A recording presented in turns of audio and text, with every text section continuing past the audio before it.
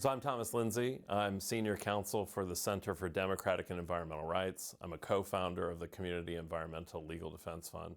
So people working to expand environmental protections at the local level sometimes come to us and ask, well, what good does this do if there's state-level constitutional provisions that stop us from doing what we need to do and federal constitutional level provisions that stop us from what we need to do? Don't we need to change those constitutions? And the answer is yes. State constitutions need to be changed. The U.S. Constitution needs to be changed. And when we talk about the federal Constitution needing to be changed, people want to engage in a conversation because up until a couple years ago, it wasn't often that we had the chance to talk about the United States Constitution and whether the U.S. Constitution is actually a democratic document or not. As folks know, the U.S. Constitution was ratified in the 1780s. And it really reflects a 1780s version of what the planet should be and what the country should be and how the country should be run. And it's given a good degree of stability to the development of commerce and industry in the United States. But at the same time, we need to recognize it for what it is, which is really a property and commerce document. And we don't need to look too much further than how the U.S. Constitution itself developed to become that property and commerce document. Back during the American Revolution, we had the Articles of Confederation. It was our first constitution. That first constitution gave a good degree of latitude to states as sovereign entities to control things like commerce and industry within their borders. Unfortunately, some of the founding fathers, including George Washington, who was the largest landowner of the day in pre-revolutionary America, had issues with how the states were handling commerce that went across state lines. So George Washington had a lot of land. He saw progress as being able to develop that land.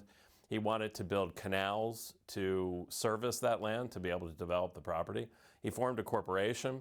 Corporation had problems getting permission from Maryland and Virginia to actually allow the canals to be built because they were crossing state lines. And George came to the conclusion that we needed an overarching structure of law that would not allow states to stop commerce from occurring, and in his case, stop the canals from being built. And so he hosted several conferences. There was the Mount Vernon Conference at his house. There was the Annapolis Convention. And all of these had one thing in common, which was how do we change the Articles of Confederation to actually allow a federal override of states that were interfering with interstate commerce. And specifically, at least in Washington's case, those were the canals, which were the interstate highways of the day.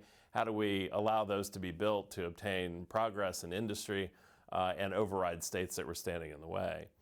That plan of governance actually made its way into the U.S. Constitution. Coming out of the Annapolis Convention, which was held before the U.S. Constitutional Convention, there was a call to include something called the Commerce Clause within the U.S. Constitution. That Commerce Clause now says that only Congress can regulate interstate commerce, not the states, not localities. The reason why that's important, of course, is that when localities begin passing laws to ban toxic waste landfills or factory farms or frack wells or frack wastewater injection wells or pesticide spraying, that all those things have an impact on interstate commerce as recognized by the courts, and therefore the argument by the corporations who come in and sue over the passage of those laws is that the locality and the people within that locality don't have the legal authority to actually pass those laws because they're stopped by that constitutional provision. We also need to recognize that that 1780s U.S. Constitution has no mention of the word nature. And in fact, rights were secondary. We forget that the Bill of Rights had to be driven into the U.S. Constitution over the objections of the Founding Fathers. That the Bill of Rights that we know today and we celebrate were actually the result of a revolution of their own, which were states refusing to ratify the U.S. Constitution unless a Bill of Rights was included with the Constitution itself. And so there was a kind of revolution there that resulted in that Bill of Rights being adopted. When Congress passes something today, like the Clean Water Act or the Clean Air Act or the Endangered Species Act, they don't have the authority to adopt environmental laws under the current U.S. Constitution because the current U.S. Constitution doesn't recognize nature or ecosystems. So Congress has to hide underneath the Commerce Clause to actually acquire legal authority to adopt certain laws. And how does that work? Well, Congress looks around and they say, what authority do we have to pass the Clean Water Act or the Clean Air Act? And because nature isn't mentioned in the Constitution, they have to look to the Commerce Clause, which gives Congress the ability to regulate interstate commerce. And the environmental laws, because they deal with the natural environment, which is automatically interstate, Congress is forced to climb under the authority of the Commerce Clause to pass those environmental laws that are in place. The problem with that is that we begin to treat everything as commerce. So whether it's waterways that are used for boating, ducks flying between states that become the subject of hunting, any way we can shoehorn that interstate commerce component into a defense of those environmental laws is what happens when lawyers argue over whether there was congressional authority to pass the laws in the first place. Something is seriously wrong when you have to turn to commerce protections to actually argue they have authority to pass environmental laws, which at their base have very little to do with commerce. They have to do with protecting the environment and protecting clean air and clean water and those types of things. We have a 1780s system of governance that worked in the 1780s. It was about the Founding Fathers looking out across the landscape at all the natural resources that this country holds or held to be developed in the name of progress, to, in essence, build a great nation. And that logic worked, or may have worked at some point. It doesn't work now.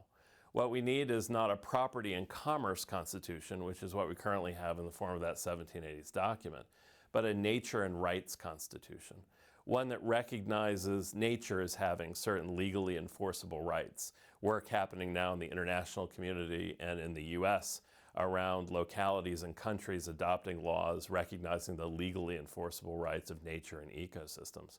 We need to move the Bill of Rights to the front of the Constitution. Right now it's at the end. It needs to be at the beginning, like state constitutional rights provisions currently provide or are situated within the state constitutions. And we need a right of local community self-government to actually be explicit within the U.S. Constitution as one of those bills of rights, one of those rights provisions to say that we the people have the authority to decide what happens locally to harmful corporate projects that are planning to come into those places. And finally, we need to eliminate corporate rights. This concept that corporations have constitutional rights that can be used to override what people decide within their own communities. So this shift from a 1780s property and commerce constitution to a current day contemporary what's going to get us out of this mess constitution, a nature and rights constitution, is the shift that we need to make. That shift is not going to be made unless that blueprint for what a new constitution looks like is actually moved forward in enough localities and enough places so that people can come together around this common vision to supplant what is an archaic governing document, which is in essence a suicide pact for where we sit today, to moving towards a rights and nature constitution that's actually about survival and protecting the things that we love, which include the natural environment, ecosystems, and our own communities. So in other countries, some of these provisions have been adopted in. In Ecuador, Ecuador became the first country in the world back in 2008 to adopt legally enforceable rights of nature in their constitution, shifting from a property-based system of environmental protection to a rights-based system of environmental protection. In other countries, it's happening through the courts. So courts and judges ruling that, for example, nature has legally enforceable rights even though there's no constitutional provision specifically protecting them. So there's a shift globally to basically begin to incorporate these elements into new constitutional structures. In the US, it's proved to be exceedingly difficult because we were the ones that invented this property and commerce structure. And so changing it is going to take a number of years to actually do that.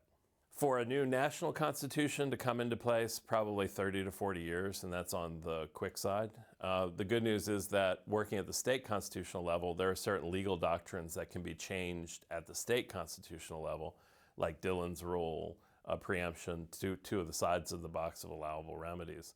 And it's those things that can change if enough pressure builds up within a state to do so.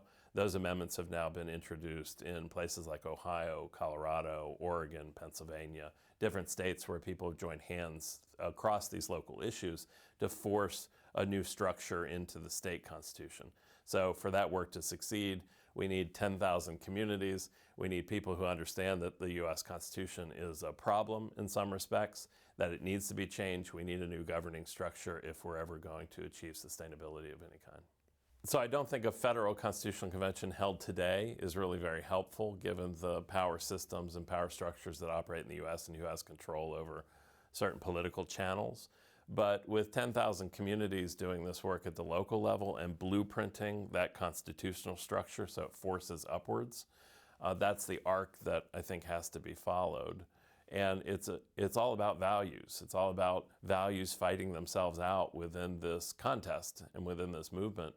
And so the more folks who are blueprinting that basic concept of switching and transforming from this one paradigm to another is the force that's going to be needed to hold that in place as we move up to state constitutional change and federal constitutional change.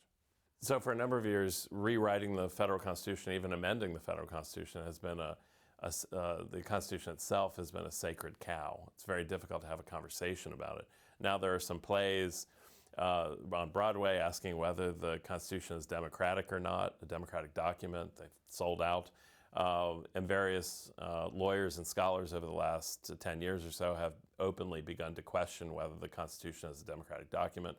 Justice Ginsburg, who did a tour of Egypt, when asked what a new country should use as a model for a new constitution, she said not the United States Constitution, and looked instead to South Africa's constitution, which has some good progressive elements in it. So I think this conversation about do we need a new governing structure is long overdue. And it's time to not, to put aside the sacred cow status of the Founding Fathers and the constitutional document itself.